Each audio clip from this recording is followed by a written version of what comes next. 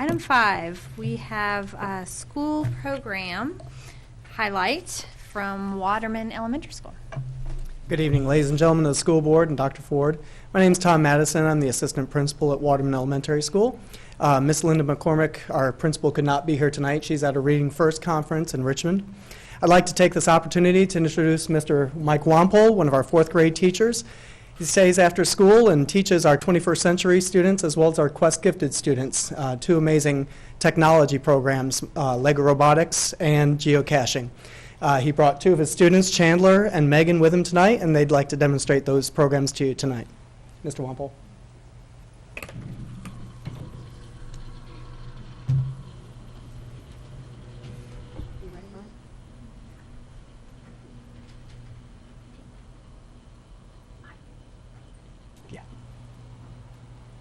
Right.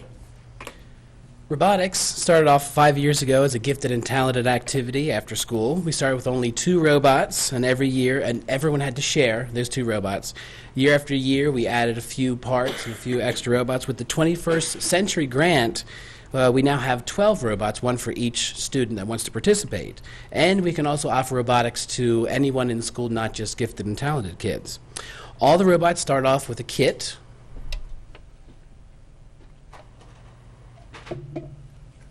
Just a bunch of parts and a kit. The instruction booklet shows the kids just how to build a basic machine, basically a box on wheels. It's up to the kids to decide what attachments to build onto the machine. This is a typical obstacle course we use. First LEGO League sends us a new obstacle course each year. Students decide what attachments to use. Here's a couple examples of the missions. One mission is to activate this machine by pressing on the bar. Another mission is to gather all of these spheres and put them into the corner. Another mission is to activate this floodgate by pushing the lever. Another one is to move these directional pads so they're facing the same direction. And one of the other ones is to move this lever on the house, raising it up into the air. Here are some other examples of some attachments kids have made. There's a claw that moves up and down. There's a snowplow type attachment that'll gather and push objects. This one's pretty complicated. There's a touch sensor on the end, so if it runs into a wall, it will stop and turn back.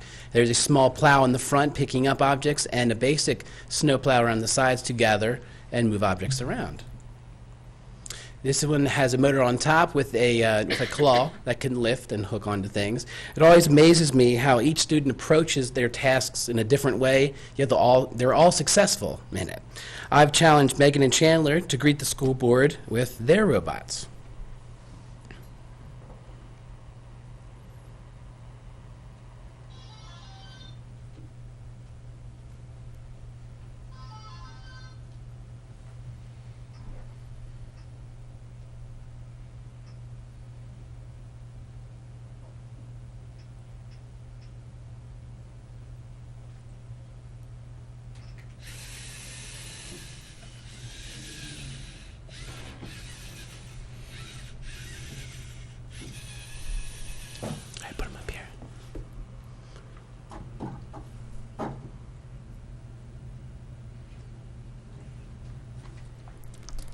It says hi for those of you. Go ahead and show everybody.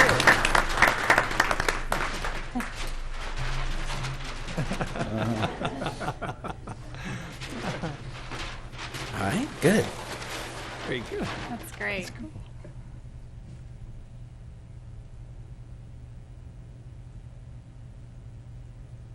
Oh, pardon me. There we go. Here's some typical missions. This robot on the left, its task was to collect a rock sample from a crater and return it to base.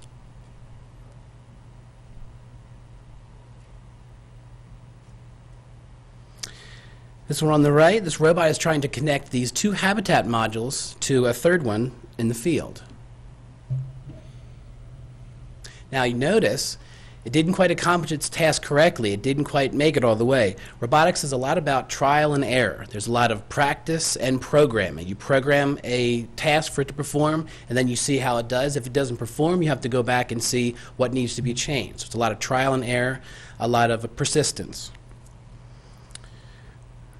These programs are not as easy as, tell the robot to go to the corner or to just draw an H. You have to do a lot of meticulous programming, like go forward for 2 seconds and then turn 5 degrees, activate the claw. So there's a lot of little tasks. They make it look very easy, but it's very actually complicated. There's lots of different steps to it. At Waterman, we offer robotics for 2 months. At that time, we trained the kids how to program and let them explore on their own. The obstacle course changes every 2 weeks, so there's some variety in it.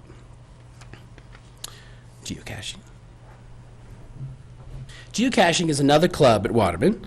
Basically, geocaching is a global scavenger hunt. People hide waterproof containers like these, and they list them on a website. They can be as big as a bread box, a coffee can, or as small as a button.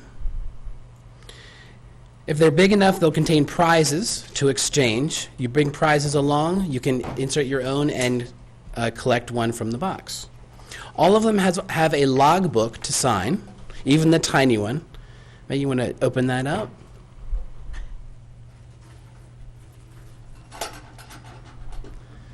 Why don't you go ahead and unroll it and show us? So the teeny tiny ones just contain a log. You need to bring your own pencil along, and you sign your name, and you'll roll it back up and put it back together. There's 600,000 geocaches worldwide, and there's over 60 here in Harrisonburg. Here's how the process works. You go to the geocaching.com website. You put in your zip code, and it'll show you all of the geocaches in your area. So you can see here in Harrisonburg, there's at least 60 all around the area. I think we are right here in the center, so you can see there's some just across the street. When you decide to choose one, you'll click on it. It'll bring up the name. It'll also bring up the coordinates and some hints as to what you're looking for. What you'll do is you'll use this GPS unit. Here, guys. Chandler, can you show them? On the GPS, you'll type in the name of the cache, also the coordinates, and you can tell the GPS to show you where you are in relation to the geocache. So right here, we are on this triangle, and the snowplow is pretty close. You can tell it to show you how to get there. It gives you a compass map, so you can see we need to go in a westerly direction for this, and it's 88 feet away. So you'll take your GPS and follow the course that it tells you. When you get to the place where the cache is hidden, you have to search for it. So in this case, the cache is right here in the middle of the plow. When you find it, you can celebrate. There's a couple other tasks you can do. All geocaches have a logbook. If they're big enough to contain an actual log, you can sign your name. If it has prizes, you can bring one and exchange it for another. When you're finished, you should put the geocache back together the way it was and hide it in the exact same way it was so the next geocacher can find it in the same way you did. Here are some typical geocaches in the city. This was on a bike trail. This had the ammo box. All of these containers have to be weatherproof because they stay outdoors for months or years at a time. This one was a magnetic box stuck to the cannon outside the old high school. Again, it's small enough, it doesn't have prizes, but it does have a logbook to sign. This one was at JMU, we call it a micro cache because it's the smallest possible cache. It's magnetic. It's actually stuck somewhere under the statue.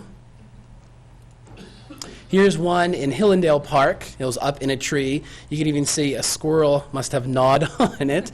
I might have smelled the coffee that used to be in the container. Usually the containers are pretty resilient.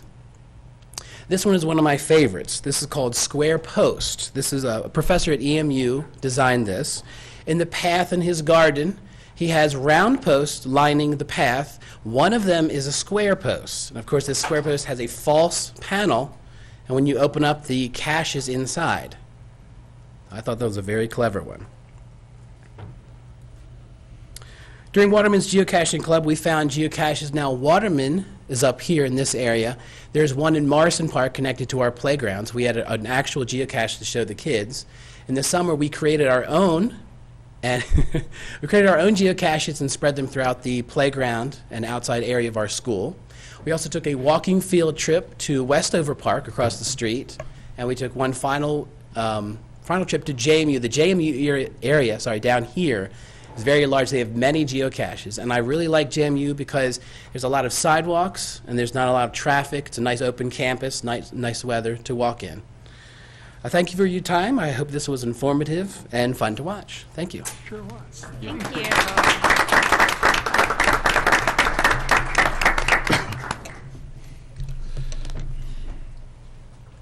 That looks like a lot of fun.